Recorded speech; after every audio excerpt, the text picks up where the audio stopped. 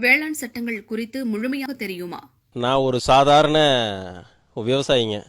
எனக்கு வேளாண் சட்டத்தை பற்றி எனக்கு அடிப்படையில் தெரியாதுன்னே வச்சுக்கோங்க. நான் கேட்குற ஒரே ஒரு கேள்வி, கார்ப்பரேட் கம்பெனி வருது, அதனால் விலைவாசி உயர்ந்துடும் சொல்லிட்டு எல்லாரும் போராடுறாங்க. ரொம்ப சந்தோஷம். இன்றைக்கி உள்ளூரில் இருக்கிற வியாபாரி யாருக்கு என்ன விலை கொடுக்குறாங்கன்னு உங்களுக்கு தெரியுமா? நீங்கள் என்ன விலைக்கு வாங்குறாங்கிறத மறந்துடுங்க. விவசாயிக்கு என்ன விலை கொடுக்குறான்னு உங்களுக்கு தெரியுமா? இதில் எத்தனை இடைத்தரகர்கள் இருக்கான்னு உங்களுக்கு தெரியுமா? இதெல்லாம் எதுவுமே தெரியாது.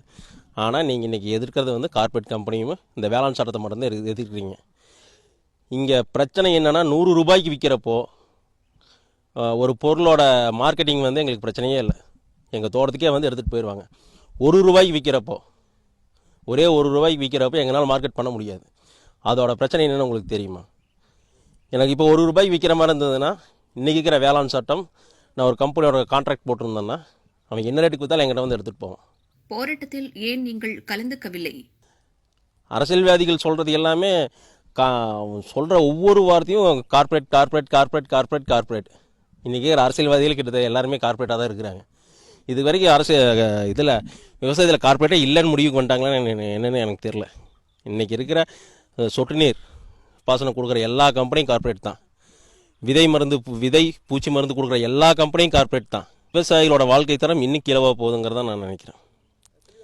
விவசாயிகளோட வாழ்க்கை தரம் இன்னும் நிச்சயமாக இவங்களோட போராட்டத்தை ஆதரித்து போனால் விவசாயிகளோட வாழ்க்கை தரம் இன்னும் கீழே போகும். என்னென்னா, இவங்களுக்கு விவசாயிகள் மேலே எல்லளவு அக்கறை கிடையாது. இவங்களுக்கு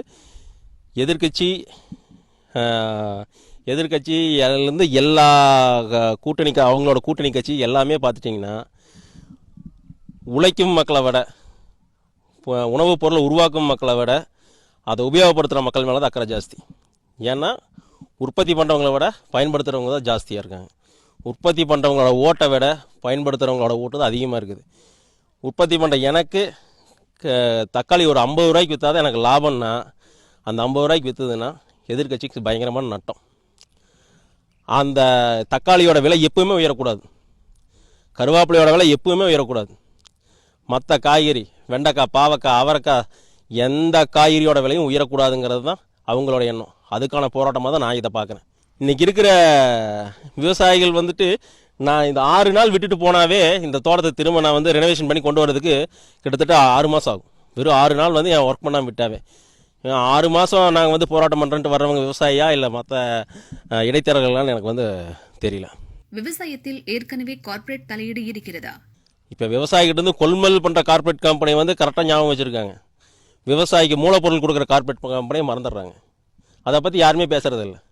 இப்போ இந்த கருவேப்பிலை இதுக்கு டிபுகோனாசோல் ட்ரிஃப்ளோ எக்ஸ்ட்ரோபின்னுங்கிற காம்பினேஷனில் தான் நாங்கள் மருந்தடிக்கிறோம். அதோட 1 கிலோ விலை 9000 ரூபா. நான் ஒரு 8 நாளைக்கு ஒருக்கா 10 நாளைக்கு ஒருக்கா 9000 ரூபா கொடுத்து நான் மருந்தடிக்கணும். அப்போ இதோட காஸ்ட் ஆஃப் ப்ரொடக்ஷன் எங்கே போய் நிற்கும்? இதெல்லாம் ஏன் புரிஞ்சுக்க மாட்டேங்கிறாங்கன்னு எனக்கு தெரில. நீங்கள் முதல்ல என்னை சந்திங்க, என்னோட கருத்தை கேளுங்க, என்னோட கேள்விக்கான பதில் சொல்லுங்கள், அதுக்கப்புறம் மற்றதை பார்ப்போம். என்னோட கேள்வி என்னவா இருக்குது? என்னோட உற்பத்தி செலவை கம்பேர் பண்ணி நீங்கள் எனக்கு ப்ராஃபிட்டபிலிட்டி கொடுங்க. அது ஏன் உங்களால் பண்ண முடிய மாட்டேங்குது? எனக்கு யாரோ பால் குடிக்கிறதுக்கு நான் எதுங்க சாணி வலிக்கணும்? நீங்கள் சொல்கிற நான் எதுங்க மாட்டு மூத்திரத்தையும் மாட்டு சாணியை வலிக்கணும்? எனக்கு தேவையில்லையே. அதனால தான் நான் எல்லா மாட்டையும் கொடுத்துட்டேன். எனக்காக நான் ஒரு மாடு வச்சுருக்கேன். மாட்டை காப்பாற்றணுங்கிறதுக்காக ஜல்லிக்கட்டு போராட்டம் நடத்தினாங்க. ரொம்ப சந்தோஷம், நான் வரவேற்கிறேன். ஜல்லிக்கட்டு நடக்கலைன்னா நாட்டு மாட்டினம் அழிவு நோக்கி போயிடும். ரொம்ப சந்தோஷம். பால் விலை உயர்வுக்காக எதுக்கு போராடினீங்க? உயர்த்தினது வெறும் 2 ரூபா. அதுக்காக ஏன் போராடினீங்க? அந்த 2 ரூபா பால் விலை ஏறுறதுக்கு முன்னாடியே புண்ணாக்கோட விலை என்னன்னு தெரியுமா? இன்றைக்கி உங்களுக்கு புண்ணாக்கு, தவிடு, மாட்டு தீவனத்தோட விலையெல்லாம் என்னன்னு தெரியுமா? அதை 1 லிட்டருக்கு பாலோட காஸ்ட் ஆஃப் ப்ரொடக்ஷன் என்னன்னு உங்களுக்கு தெரியுமா? ஏன் இதுக்காக போராடுறீங்க? எனக்கு என்னோடய ஞாபகம் சரியாக இருந்தால் திமுக ஆட்சியில் ஒரு முறை அவங்களோட தொலைக்காட்சியில் அவரோட பேர் எனக்கு சரியாக ஞாபகம் இல்லை, விலைவாசி உயர்ந்துடுச்சு அப்படின்னு சொல்லிட்டு ஒருத்தர் கேள்வி கேட்குறாரு. அதுக்கு திமுக சார்ந்த ஒருத்தர் சொல்கிறாரு, விலைவாசி உயர்வு, பூண்டு 300 ரூபாய்க்கு விற்கிது, இதனால் விவசாயிகளுக்கு தான் லாபமே தவிர மற்ற யாருக்கு இல்லை. ஒரு முறை தான், கூடி சீக்கிரம் விலைவாசி கட்டுக்குள் வந்துடும், இந்த ஒரு முறை தான் விவசாயி சம்பாதிக்க முடியும் அப்படின்னு சொன்னார். அதே திமுக இன்னைக்கு எதிர்க்கட்சியாக எப்படி பேசுது? விவசாயத்தில் ஊழல்கள் நடக்கிறதா? உங்களுக்கு தான் விவசாயத்தை பற்றி எதுவுமே தெரியாது. அடிப்படை தெரியணும்ல. தெரிஞ்சால் தான் நீங்கள் வந்து ஒரு நல்ல ஒரு திட்டத்தை போடுவீங்க. நீங்கள் ஒரு எதிர்க்கட்சி ஒரு சத்தமாக ஒரு கேள்வியை கேட்கணுன்னா அடிப்படையாக உங்களுக்கு தெரிஞ்சால் தானே அதுக்கான திட்டமிடுதல் உங்களுக்கு இருக்கும். ஏன் அடிப்படை தெரியல? எங்களுடைய தொகுதி எம்பி ராசா அவர் வந்துட்டு ஒரு பேட்டன் ரைட்டே பண்ணலான்னு நினைக்கிறேன். லாரியில் வெங்காயத்தை பற்ற கட்டுற டெக்னிக் உலகத்திலே யாருக்கும் தெரியாது, அவருக்கு மட்டும்தான் தெரியும். அவர் வந்து அதுக்கான பேட்டன் ரைட் கூட வாங்கி வைக்கலாம். இல்லைன்னா அதுக்கான டெக்னிக் இங்கே இருக்கிற விவசாயிகளுக்கு சொல்லித்தரலாம். லாரியில் பற்ற கட்டுற டெக்னிக்கை விவசாயிகளுக்கு சொல்லித்தரலாம். லாரியில் பற்ற கட்டுற டெக்னிக் எங்களுக்கு தெரியாதுங்க. அதே மாதிரி பனம் தெளிவு பதநீர் அதில் வந்து கரும் சர்க்கரை கலக்கிற டெக்னிக் எங்களுக்கு தெரியாது. இதெல்லாம் சொல்லி கொடுத்தீங்கன்னா நாங்கள் வந்து ஏதோ பொழைச்சிக்குவோம். நீங்கள் விவசாயியின் நண்பன் சொல்கிறீங்க, நானே விவசாயின்னு கூட சொல்கிறீங்க. காங்கிரட் ரோட்டில் நடந்து போய் கரும்பு பயிரை பார்த்தீங்க. இதை வந்து நான் எப்படி எடுத்துக்கிறதுன்னு தெரில. எங்களுடைய பாதம் கல்லுலேயும் மண்ணுலேயும் பட்டு முள் ஏறி வெடிப்போடு இருக்கும். உங்களுடைய பாதம் எப்படி இருக்குன்னு நீங்களே யோசிச்சு பாருங்கள். போராடும் விவசாயிகளை ஆதரிக்கிறீர்களா? நீங்கள் விவசாய போராட்டம் எப்போ பண்ணியிருக்கணும்னா இந்த திட்டம் வர்றதுக்கு, அந்த ஸ்கீம் வர்றதுக்கு முன்னாடி நீங்கள் பண்ணியிருக்கணும். அது ஏன் நீங்கள் பண்ணலன்னு எனக்கு தெரில. அப்போ நீங்கள் பண்ணியிருந்தா எல்லாமே சரி. பால் விலை உயர்ந்துருச்சு போராட்டம், அரிசி விலை உயர்ந்துருச்சு போராட்டம், பூண்டு விலை உயர்ந்துருச்சு போராட்டம். பூண்டு விலை குறைந்தது, நாங்கள் போராட்டம் பண்ணோம். எங்காவது வந்திருக்குதா? தக்காளி விலை குறைந்தது, போராட்டம் பண்ணோம். எங்காவது வந்திருக்குதா? அரசாங்கம் இழப்பீடு கொடுக்கணும் எங்காவது கேட்டிருக்கீங்களா? இல்லை நீங்கள் தான் அரசாங்கத்தில் இருந்தீங்களா? அப்போ யாராச்சும் இழப்பீடு கொடுத்துருக்கீங்களா? இன்றைக்கி 1 கிலோ நேந்திரனோட விலை 10 ரூபா. ஒரு நேந்திரனுக்கு ஒரு வருஷத்துக்கு 150 ரூபா செலவு பண்ணணும். 150 ரூபா செலவு பண்ணி 80 ரூபா 90 ரூபாய்க்கு வெட்ட வேண்டியதாக இருக்குது. இது என்னைக்காவது நீங்கள் கேட்டுருக்கீங்களா?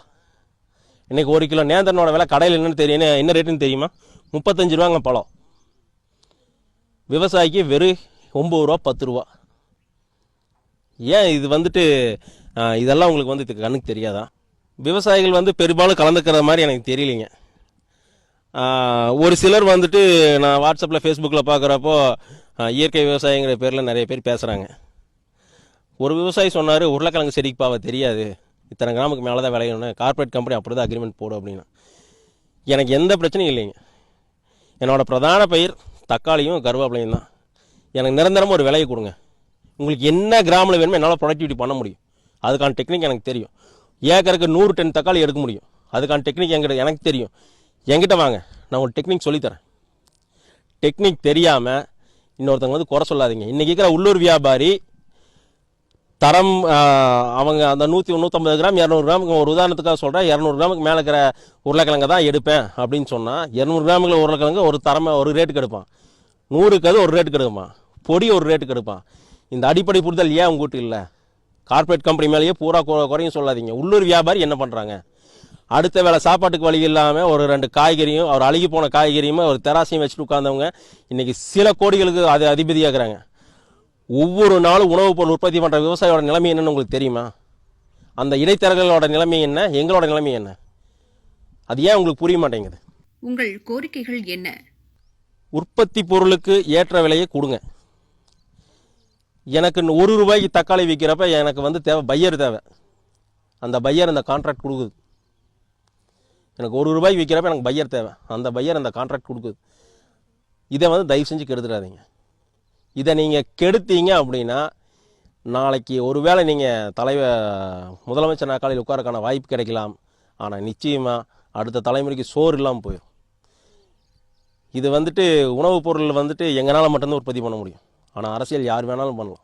வேளாண் சட்ட மசோதாவுக்கு முன்னாடி இங்கே இருக்கிற அரசியல்வாதிகள் முதல்ல வந்து ஃபார்மருக்கு வந்து சாதகமாக இருக்கணும். நீங்கள் விவசாயிகளுக்கு எதிராக இருக்கீங்க, பொதுமக்களுக்கும் எதிராக இருக்கிறீங்க.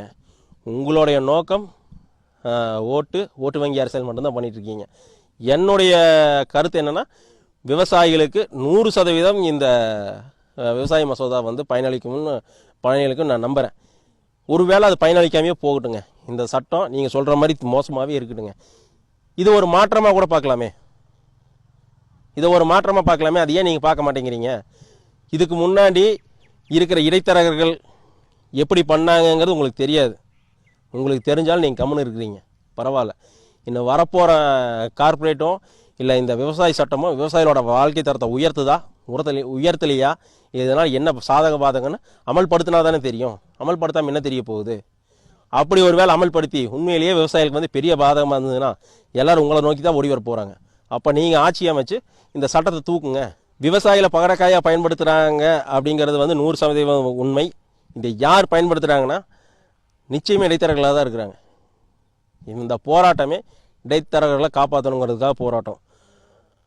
ஒரு பொருளாதார நிபுணர், அவர் பேர் சீனிவாசன் நினைக்கிறேன், அவர் சொன்னது 1,00,000 பேர் மண்டி வச்சிருக்கிறான், அவனோட வாழ்க்கை தரம் என்ன ஆகும்னு. விவசாயியோட வாழ்க்கை தரம் என்ன ஆகுன்னு யோசிங்க. மண்டிக்காரனோட வாழ்க்கை தரமும் விவசாயியோட வாழ்க்கை தரம் ஒன்றா? மண்டிக்காரன் இதுக்கு மேலே அந்த தொழிலே இல்லைன்னாலும் அடுத்த 100 வருஷத்துக்கு நிம்மதியாக இருக்கலாம். ஆனால் விவசாயியோட வாழ்க்கை தரம் அப்படி இல்லைங்க. இருக்கிற எல்லா போராட்டத்தில் இருக்கிற எல்லா அரசியல் தலைவருமே ஒரு கட்சி வச்சுருக்காங்க. அந்த கட்சியில் பலர் எம்பியாவோ எம்எல்ஏவோ இருக்கிறாங்க. இவங்க எல்லாத்துக்கும் எம்எல்ஏ பதவியோ எம்பி பதவியோ முடிஞ்சதுக்கப்புறம் அரசாங்கம் கொடுக்கறது பென்ஷனுங்க. ஆனால் அடுத்த வேலை சாப்பாட்டுக்கு வழி இல்லாமல், அடுத்தது தாய் தந்தையோட மருத்துவத்துக்கு பணத்துக்கு செலவு பண்ணுறதுக்கு பணம் இல்லாமல், குழந்தைகளோட கல்விக்கு பணம் இல்லாமல், வீட்டில் இருக்கிற இருக்கிற பெண் குழந்தைகளுக்கு திருமணத்துக்கு பணம் இல்லாமல் எல்லா விவசாயிக்கும் டென்ஷன் மட்டும்தாங்க இருக்குது. இன்றைக்கி போராட்டம் பண்ணுற எல்லா கட்சிக்காரங்களும் நீங்கள் விவசாயிகளை காப்பாற்றுறதுக்காக போராடுறீங்க. ரொம்ப சந்தோஷம். உங்களோட நோக்கம் உயர்ந்த நோக்கம். நீங்கள் அந்த உயர்ந்த நோக்கத்தை உன்னதமாக செயல்படுத்தணும்னு விரும்புனீங்கன்னா ஒரு ஊருக்கு ஒரு விவசாயி, ஒரு நாளைக்கு 1 ஏக்கர், ஒரு வாரத்துக்கு ஒரே ஒரு நாள், ஞாயிற்றுக்கிழமையாக இருக்கலாம், அது உங்களுக்கு விருப்பப்பட்ட நாளாக இருக்கலாம், வந்து இலவசமாக களையை மட்டும் எடுத்து கொடுத்துட்டு போங்க. ஏன்னா களை எடுக்கிறதுக்கான செலவு மட்டும்தான் ரொம்ப அதிகமாக போயிடுது. கிட்டத்தட்ட 1 ஏக்கருக்கு களை எடுக்கிறதுக்கு எனக்கு 10,000 ரூபா செலவாகுது. அந்த 10,000 எனக்கு மிச்சமான போதும். நீங்கள் அங்கே போய் போராடுறதுக்கு எங்கள் வயலில் வந்து களைக்கு எதிராக போராடினீங்கன்னா எங்களோட வாழ்க்கை தரம் போராடாமல் உயர்ந்துருங்க.